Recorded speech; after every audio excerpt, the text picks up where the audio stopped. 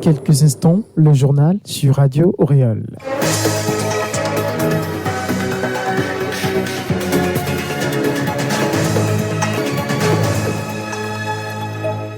C'est l'heure des informations sur la Radio Auréole. Mesdames et messieurs, bonsoir et voici les titres du journal. Aujourd'hui, le monde entier lutte contre la corruption. Au Togo, la Aplusia a organisé une caravane de sensibilisation hier à Lomé. Les détails à découvrir dans ce journal. Toujours au sommet pour promouvoir la consommation des produits locaux, la direction de la consommation locale a organisé un atelier national de validation de sa stratégie de promotion de la consommation locale. Et sport football en fin d'édition, on fera cas du tableau de la finale de l'Euro 2024. C'est tout pour les grandes articulations de ce journal. Place au développement. L'atelier national de validation de la stratégie de promotion de la consommation locale bat son plein à Lomé. Ouvert mercredi 10 juillet 2024, les travaux se sont poursuivis ce jeudi. Cette formation à l'endroit des acteurs s'inscrit dans le cadre de la mise en œuvre des activités de promotion des biens et services locaux. Qu'est-ce qui serait au rendez-vous de ces 2 jours d'activité? Écoutons Adovon Ameyo, directrice de la consommation locale au Togo. L'organisation des éditions du mois du consommé local, j'avoue que notre pays a organisé avec succès les 4 dernières éditions. Donc, à titre d'information, nous préparons déjà pour la 5e édition qui sera lancée à Palénie. Il y a aussi la note circulaire de Madame le Premier ministre qui exhorte les responsables à s'approvisionner en priorité lors de leur achat en produits d'origine locale. Dans le même sens, il y a une direction de la consommation qui a été créée pour mettre en œuvre la politique du gouvernement en matière de la consommation locale. Mais force est de constater que la promotion de la consommation locale dans notre pays reste mitigée. La population a tendance à préférer les produits importés. Donc, par rapport au diagnostic, le ministère du Commerce a jugé important d'élaborer cette stratégie qui s'articule autour de 3 axes pour encourager la consommation des produits locaux et améliorer la qualité des produits et renforcer la capacité des producteurs pour que nos produits soient compétitifs à la fois sur le marché national et international. Nous allons procéder à la validation de ce document en présence des acteurs pour que le document soit un document opérationnel et qui profite à toutes les parties.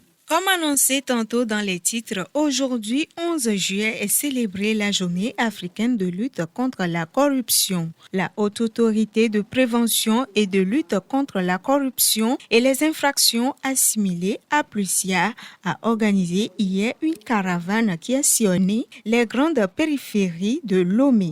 Cette manifestation a pour but de sensibiliser les populations contre les dégâts qu'engendre ce phénomène qui fait couler l'économie de plusieurs pays africains. Je vous invite à suivre Kimela Balo Abba, président de la Aplusia. La célébration de la journée africaine de lutte contre la corruption est placée sous le thème « Mécanisme efficace de protection des lanceurs d'alerte, un outil essentiel dans la lutte contre la corruption ». Ce thème a été choisi conformément aux dispositions pertinentes de la Convention de l'Union africaine sur la prévention et la lutte contre la corruption en son article 5.5, qui recommande aux États parties de prendre des mesures administratives et autres pour protéger les informateurs et les témoins dans les cas de corruption ou d'infractions assimilées, y compris leur identité. Et pour dénoncer, il faut que les personnes qui sont appelées à le faire soient rassurées qu'elles seront protégées contre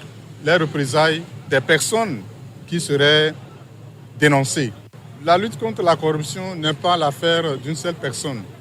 Elle a besoin de mobiliser toutes les personnes, qu'elles soient de la population ou des organes de contrôle et de régulation.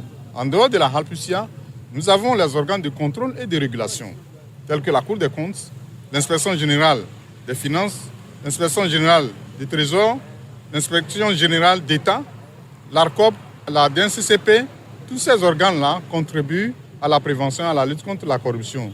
Et comment identifier les différentes formes de corruption afin de les éviter? Retrouvons le président de la Aplusia, Kimela Balo Abba. Il y a la corruption elle-même qui consiste pour un agent, un public, de profiter de sa position à des fins personnelles. Et en dehors de cette corruption elle-même, il y a des infractions assimilées, qui sont entre autres la concussion, le trafic d'influence, l'enrichissement illicite, le détournement de biens et de deniers publics et le blanchiment des capitaux. Donc ces différentes formes de corruption sont celles-là qui constituent la matière de lutte de la Halpucia ainsi que les autres acteurs engagés dans la prévention et la lutte contre la corruption. Tout le monde paye les conséquences de la corruption. Lorsque nous prenons l'aspect économie, la corruption fausse la concurrence. Elle crée la distorsion au niveau des entreprises. Sur le plan social, à partir du moment où l'État n'est pas en mesure de mobiliser les fonds nécessaires à la réalisation ou à la satisfaction des besoins essentiels des populations, ça veut dire que les populations peuvent ne pas être en mesure d'avoir de l'eau potable, d'avoir des écoles, des infrastructures sanitaires, sur le plan également judiciaire. Lorsque la corruption gangrène le corps judiciaire, vous comprendrez que c'est l'injustice qui va régner et cela va avoir un impact sur le plan social. Il n'y aura pas la paix parce que tout simplement la justice n'a pas été faite.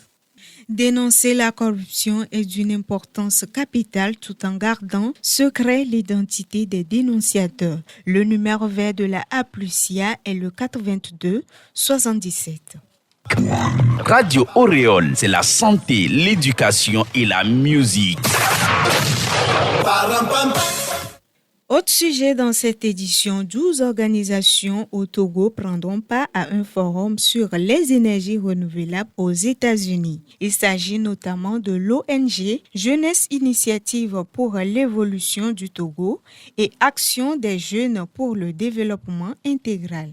Pour bien préparer ce forum, les responsables de ces organisations et 10 autres ont effectué une rencontre avec les professionnels des médias ainsi que les différents acteurs impliqués afin de leur expliquer les bien-fondés de ce forum. Il est aussi question pour les 12 ONG au cours du forum à Seattle de signer un accord pour doter le Togo d'une machine du nom Soft Energy qui peut produire de l'électricité, de l'engrais et du gaz. Suivant Sylvain Akati, coordonnateur de l'ONG AGEDI. Le gouvernement togolais a déjà autorisé le projet, donc la machine sera installée ici et qui va fonctionner à base des déchets. Donc ce qui amène à créer des emplois autour de ce projet et à utiliser les déchets et puis réduire les effets des changements climatiques qui impactent notre pays, le Togo. Lutter contre le réchauffement climatique et promouvoir l'économie bleue font partie de la vision de ces ONG et le forum est prévu se dérouler à partir du 22 juillet prochain. Sport football à présent, le tableau de la finale de l'Euro 2024 est désormais au complet. L'affiche oppose l'Espagne à l'Angleterre le 14 juillet prochain en Allemagne. Dans l'autre demi-finale de la compétition jouée mercredi, les Three Lions ont arraché leur qualification 2-1 grâce à un but de Harry Kane et un autre dans les dernières minutes d'Ollie Watkins. Les Anglais rejoignent ainsi l'Espagne qui a éliminé 24 heures plus tôt la France sur le score de 2-1. Depuis les années 1966 et la Coupe du Monde remportée à domicile, l'Angleterre court après un nouveau trophée. Il y a 3 ans, il avait cru l'avoir avant de s'incliner en finale de l'Euro contre l'Italie. Ils auront donc l'occasion cette fois-ci de se racheter.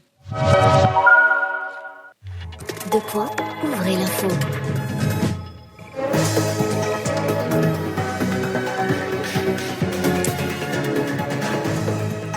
Fin de cette édition. Merci à vous tous qui l'avez suivi partout ailleurs. Merci à Féton pour la compagnie technique. Merci à toute l'équipe rédactionnelle de la Radio Auréole. À la présentation, je suis Rola Siklou. Nos programmes se poursuivent sur les www.radioauréole.tg.